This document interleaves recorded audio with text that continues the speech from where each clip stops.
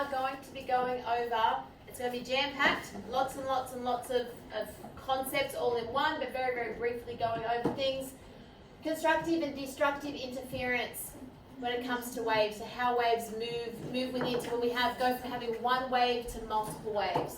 We're going to look at resonance and standing waves, which we just watched the video on. We're going to look at the law of reflection, so what happens at a specular surface, like a mirror surface, or all surfaces with light when light hits it. Okay, we're going to look at phase change and boundary behavior, look at finishing off with refraction, Snell's law, and then the idea behind total internal reflection and optics. So it's a lot of little things that we could spend a whole semester doing just this. But so this is like the icing on top of all of the subjects. So, recapping, we know that transverse waves oscillate in the y-axis. So we know if we look at wave 1, wave 2, we know that energy is moving with the velocity and that the wave is moving up and down perpendicular to the energy transferred. So often though in life we don't just have one wave moving, but we have multiple waves moving through the same medium. And when they move through the same medium and they meet, they're going to we call it superimposing. So when we have one wave and then we put the other wave on top of it, they're superimposed. But they've both got energy because they're both moving. So this energy comes together and I'll just click, either constructively interferes with each other. So in this situation here, they both come together and they add, because here they're both the blue wave and the red wave have a positive y-axis. They've got the same nodes here. So they're going to constructively interfere. So they're going to add to each other. So two smaller waves moving together will add to make one larger wave. Okay, so here at these moments here, you can see here, these points here have added together, right? These points here have added together, okay? It's that adding together. Now, the point in which cancellation happens because they're moving, one has a positive y and one has a negative y-axis, the point in which they then cancel each other, we call that destructive interference because it's destroying the wave. So both waves can exist, but whilst they're existing and moving together, they are cancelling each other out, okay? Because they are exact opposites of each other. And the reason that this is interesting is because when we have waves moving, together but at opposite directions, so two identical waves moving in opposite directions like this, we can actually create what we call standing waves, where it appears that the wave isn't moving at all, it's just going up and down, but there's no horizontal velocity, because the two waves are coming together and they're causing this like opposite polarization where the nodes stay the same in the same location. It's just, okay, the y-axis moving up and down. The antinodes are at the maximum amplitude.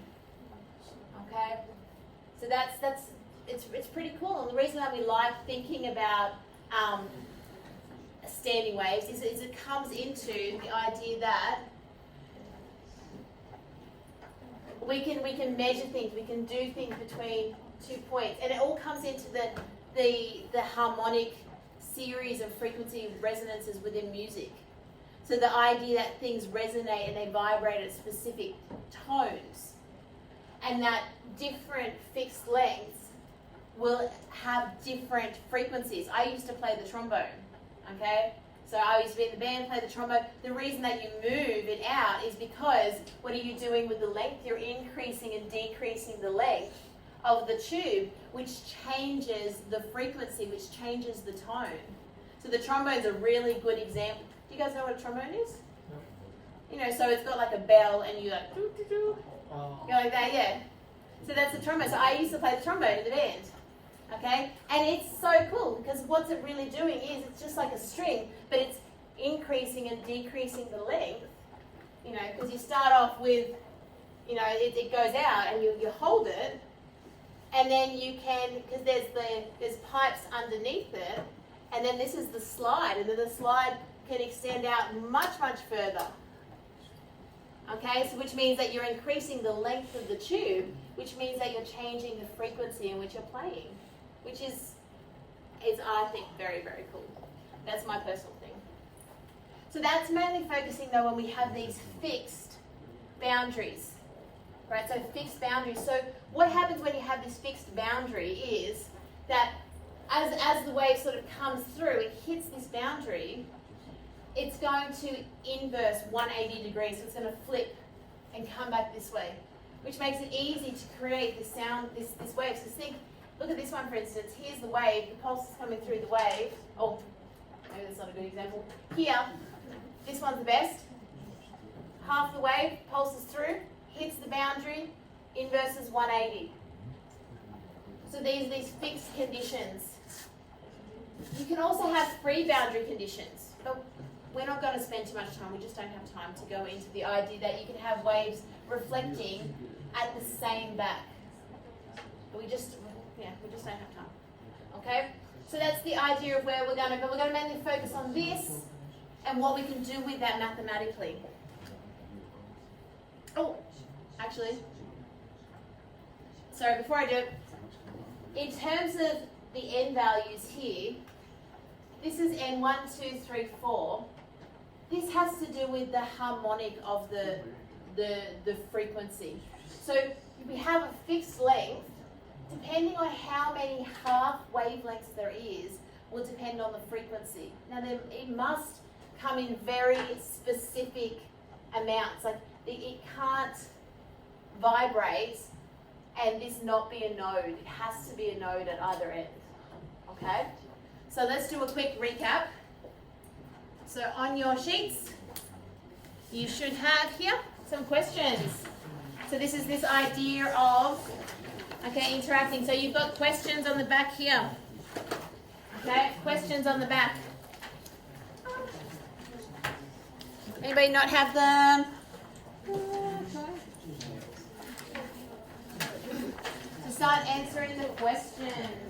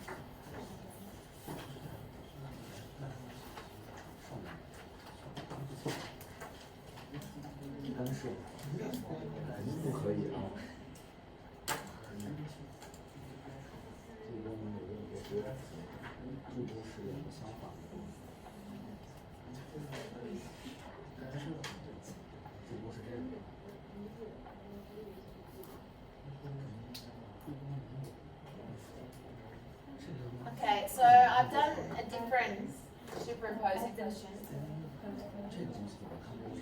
So, can you see interference if there is only one wave? Will one wave interfere with itself? Just one wave moving along? No. There needs to be two or more for there to be interference. So no. Can standing waves, oh, this is a typo. Can standing waves have any wavelength? Can they have any wavelength? Can a standing, what's a standing wave? That's a standing wave. So I just, yeah. This is a standing wave. Yeah? So that's a standing wave because it appears like it's not moving. So like it's standing still. And we can categorize the standing wave by the fact that the nodes, so the points along that equilibrium, are stationary. So standing wave is just moving. Now, can it have any wavelength? No. No. Because it has to exist within harmonics. Because it always has to go from node to node. So it has to be able to fit within the fractions of that length. Yeah. Okay? Now, this I discovered was pretty tricky to explain. I put the answers on here. The idea that when two waves superposition, they're adding, and everyone's like at first, I was like, oh, so I've drawn an easier one to explain my point. Because once you get it, it's not that tricky. It's just taking it time by time. I can't draw curves, so I just went with, you know. And these are like electronic waves that you can produce, like, very exciting. So this point of the wave is 2, and this point of the wave is 4. This wave, yeah, exactly 6, because it has a value of 2, so this has a value of 4. So together, energy-wise, when they add, they're going to have 6.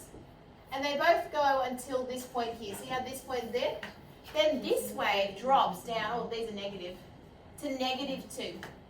So if this has positive 4 and this has -2, what's going to be the result of the superpositioning? No, because this was at positive 4. So it's got 4, and this has -2, so it's going to be at 2. And then it's going to continue because this wave's until here. Where at this point here, right? So it's going to look like this. Everybody with me so far? Yep. Now at this point, this one now has -2. This one has -4, right? Because it's dropped. So at this point, it went from here to drop down here. So this is -2 and this is -4. What must I have? What do I have to add? It's going to drop to -6. Because -2 plus -4 is -6. So it's going to drop to there. It's going to stay the same until that point there, because that's the same there. And then here, at this point, the red one goes up to 0. But the green one is a -4. So together, what are they? -4. Exactly. So it goes up here, stays there until they both got there. So superpositioning is just one going on top of the other and looking for the moments in time. Okay? And they're good exam questions because they're not that tricky to do if you understand what it is going on. So the key is to thinking about, so this is the time axis, what's happening at each big interval. Okay? And then this is a more complex view of things. But if I took this wave and this wave, put them on, again, up, superimpose together to make that.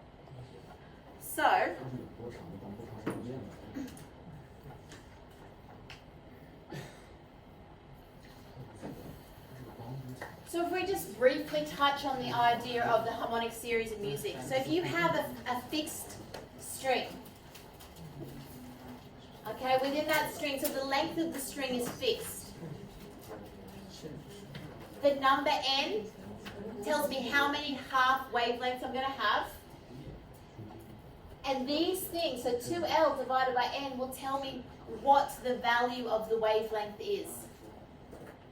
So here I have a fixed string, and it can have a hugely high frequency depending on the number.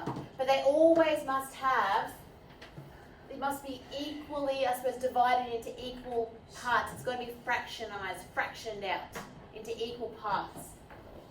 So the reason that this is pretty cool is that we can look at the fundamental frequencies of things and then how they actually go when we look at the other resonance frequencies that string will do. So this is a question that looked at if I have a speed of a wave on a particular string is 24 meters per second. If the string is 6 meters long, at what frequencies is it able to resonate? So resonate just is another word for vibrate. So what frequencies can it vibrate at? Draw a picture of the string for the first 3 resonance frequencies. So I've done the answer for you. So this is the first resonance frequency. And the reason it's the first is because it's the simplest. It's the fundamental. It's legitimately 2 notes, the string going up, and then going down. Did anybody do skipping as a child? Did you ever do skipping? Yeah. So it's that idea that it's just going up, down, up, down, up, down, up, down. So that's the first. The second resonance frequency is when you have two half wavelengths. Because you can't have a half a wavelength, it always must be broken into full half wavelengths because you need to have the places where the nodes are, those positions. The third one is when I've now broken it up into three. And you could keep going, 4, 5, 6, doesn't make any difference because the relationship is just there that the wavelength is always equal to 2L over N. And if you think about it, this is 2 times the L because the length at the fundamental is half of the wavelength, so we have to multiply it by 2 to make. The law of reflection, I'm going to get you to talk to people next to you, okay? If you want to, otherwise you can talk to yourself. The law of reflection isn't hard, it's just remembering the vocabulary. So, when you have the law of reflection, it tells us that the angle of incidence, right? So it's the incidence angle is equal to the angle of reflection. So it's just the language, the words, incidence. So it's what happened? It's always perpendicular. So this we also call the normal. So it's the normal at 90 degrees to the surface. Other key vocabulary words is specular. So you'd be expected to know that something that is shiny and reflects like a mirror is specular. And when a surface does not reflect an image, it's diffuse. So talk to the person next to you now. Tell them something that is specular and tell them something that is diffuse. Talk about it. So what is specular? Can you see yourself? Yeah, so it's specular, it's shiny. And what's diffuse? At the table. Yeah, because can you see your face on the table? So it's a diffuse surface. So it's diffuse. So specular, I'll walk my water bottle around, you can all see yourselves. So it's specular. It's like a mirror, yeah. So you can see yourself. So it's like a mirror. So it's perfectly, all of the rays. This is specular, because can you see yourself? No. Look a little bit blue, a little bit pink. Still pretty shiny though, it's pretty mirror-like.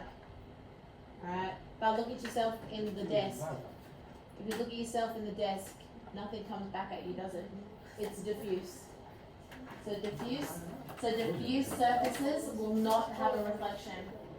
Your glasses, my glasses, because I've got this coating, I need to go get new glasses. I'm just running out of time. But sometimes, yeah, I know, can't say. Sometimes the surface of the glass or your phone, it's phone, I can see, like it's like a mirror. It's very, so it's specular. Okay, so specular. This is diffuse. Table surface is diffuse. Okay. And that's basically as much I'm going to do with that. So now let's move into, okay, refraction. Now, things refract when they move. So, when you have a boundary surface,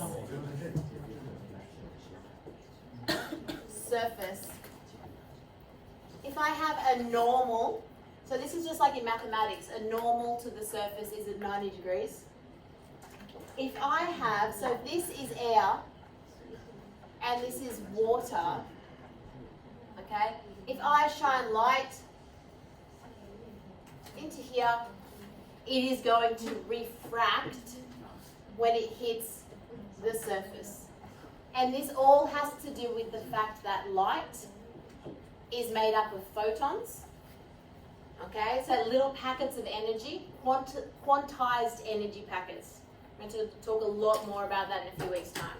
And because light is made up of little photons, so here I am a photon, all right? A photon, I'm a packet of energy, okay? We can make lots of jokes about that. Okay, here I'm walking, is there anything in my way? No, so I can walk easily. If everybody in the room stood up and tried to go out that door, could I walk as easily? I'd be hitting you. You'd be slowing me down. So when air air has very little resistance. So light moves very easily in air. But when it goes into water, there's a lot more particles. So it moves a lot slower. So when it hits this boundary surface, it's going to refract, and it all comes to do with the wave fronts. Right?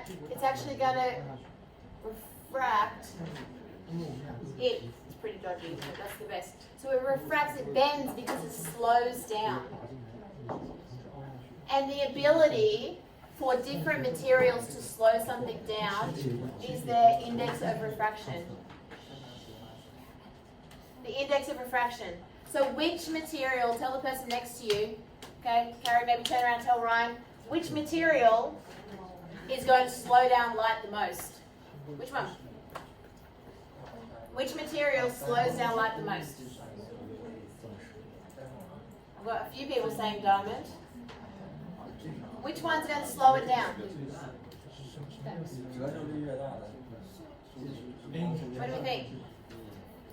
Which material out of these is going to slow down light? Diamonds? Diamond's the answer. And diamond, is it one of the strongest materials that we know? Because the way that the carbons are bonded makes it much harder for the photon to move through. So it's like the level of resistance for the light, because light is not just a wave. Light is, we're going to talk a lot about this, the wave-particle duality, that it exists as both. And it's packets of little energy, which are photons, that are little things that are quantized. There are certain amounts of energy, and they are having to move through this new medium. And depending on what the design of that medium is, will depend on how much it's going to slow it down through its journey. Okay? And we know that it's the ratio, so the velocity in which the material, I suppose, the speed of light will travel through all has to do with the speed of light in a vacuum divided by the index of refraction, which comes to this idea that Snell's law, that the first medium, okay, is defined as this n. So this n now is different to the other n's that we've just looked at. This n1 is referring to the type of medium, the index of refraction of medium 1, multiplied by sine theta 1, which is the incident ray to the normal, and that's always equal to, okay, the refractive index of the medium number 2 multiplied by sine theta 2. Now, when it goes from a medium that is less dense to more dense, it bends towards the normal. When it moves, however, from, if we looked at this direction, I changed my arrows, more dense to less dense, it bends away from the normal. Okay? And when it bends away from the normal, that's when we come up to a bit of an issue, because it's moving away from the normal. Eventually it's going to hit the boundary surface. And that we call, we're nearly done, that we call the critical angle. Oh, wait, there's an example, but I'll maybe come back to that. A critical angle. Now this comes to the really cool stuff. The reason why this stuff is really cool to know is that at this point, at this critical angle, because it's moving from something more dense to less dense, okay, and it refracts away from the normal, it gets to the point where it can't refract any more than 90 degrees, because that is, okay, the boundary surface. That is what we classify the critical angle. And if the angle gets larger than that, we end up with total internal reflection, which is how fiber optics, it's how our internet works. It's how we travel, it's how data travels around the world. It's very, very cool. So this idea that we have this critical angle at which occurs when the refracted rate comes out at 90 degrees, and the reason we love that and we manipulate that is because when you have angles larger than the critical angle, it ends up internally reflecting And this is the idea of fiber optic cables, is that it's moving, the angle is always larger than the critical angle, so you're being able to move data, so ones and zeros, because ones and zeros is all information is, the ones and zeros are able to move through pulses, through beams of light. And that's cool, that's how we speak to each other. It's how I can talk to my cousins in Sweden, like that, because it's moving at the speed of light. Like how cool is that? That's physics at its best. Like we wouldn't have our I know, everybody would disagree, maybe it's not physics at its best, but like this is how our technology works. Like the sending of data around the world is all based upon this very simple theory. Okay, that things can internally reflect. So it is a very cool theory. I think it's one of those things you go, oh wow, like that's it. That's how we move data around the world. And I might, just because of the time, we can come back to that, move to some questions so we can spend a bit more time on these. Let's put this into application and see how we go answering some real questions. So you've got these questions. Again, comprehension set number 3. Start thinking about how much you've understood or haven't understood or can understand. Diffuse reflection results in clear images. Are you going to see a clear image when you look at yourself in a table? Like no matter how long you look at yourself in the table, I can't see my face because it is diffuse. So is it true or false? False. Okay? I'll let you guys solve this one and have a bit of a go with these ones. I'll put the formulas. If you missed the formulas, so N1 sine theta 1 equals N2 sine theta 2. And you also have sine critical is N2 divided by N1. So using your formulas for questions 3 and questions 4. Okay? See how you go.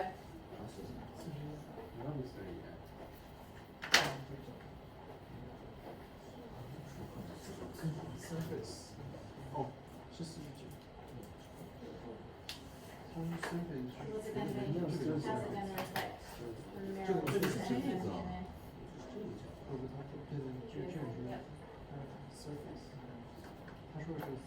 doing maths in that way? How are you going to do, how's it going to come out?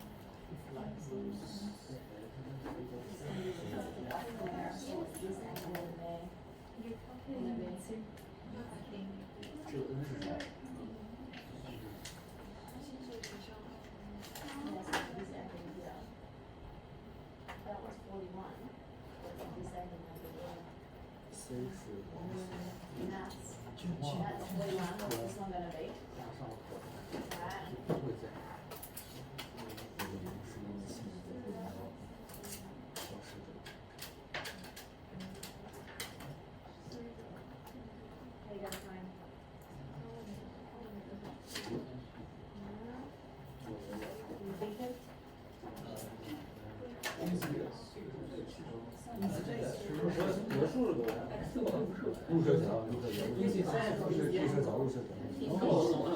Is the maximum angle that it can be incident.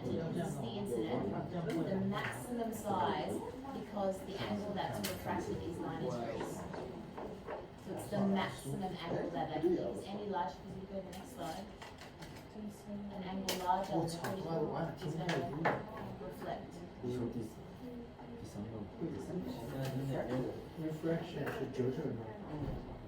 对，会有一些光线折射在空气透出，会有 undergo because you've got this relationship where you've got N1 sine theta 1, N2 sine theta 2.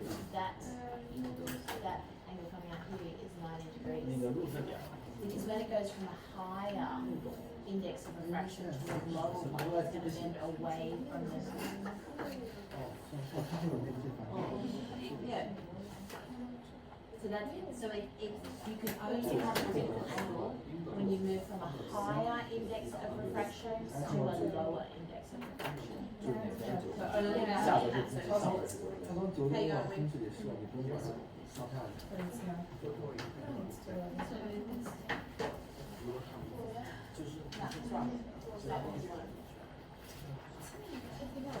9号过去直射 N1就是角率了。第一个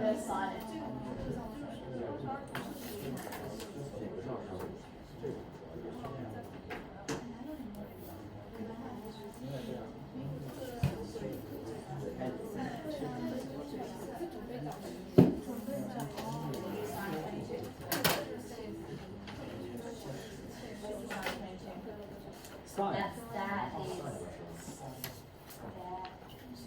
so it should be 1.3161 to multiply by sine 22. Okay.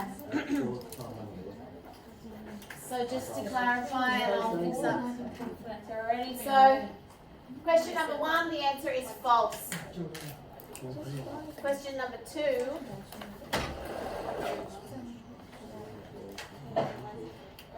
If this is 41 degrees here, then this one's 41 degrees. This is a triangle, that's 41. 49. That's not, it's got to be 49, which means this has to be 49 degrees. Now, this is where you have to read the words.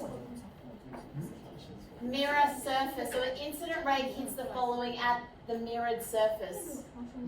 If it doesn't tell you the mirrored surface, you've got to expect it's at the normal. Alright, so a different way of thinking about it. At what angle to the surface? To the surface will the ray be reflected off the mirror? 49 degrees. Okay? Question 3, if light moves from ethanol to air. Okay, so what's the angle of refraction? Well, N1 sine theta 1 equals N2 sine theta 2. So 1.361 sine 22 degrees equals 1, 0, 0 sine theta. So sine theta equals 0.50, blah, blah, blah. So theta equals 31 degrees. Yep.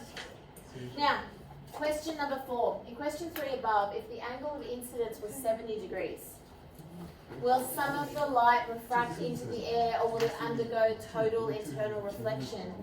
If you see total internal reflection, you must calculate the critical angle. So you should have done sine theta critical N2 over N1, and you would have found that the critical angle was 47.3. And then once you know the critical angle, if you know that it's coming at 70 degrees, which is larger than the critical angle, it will undergo total internal reflection.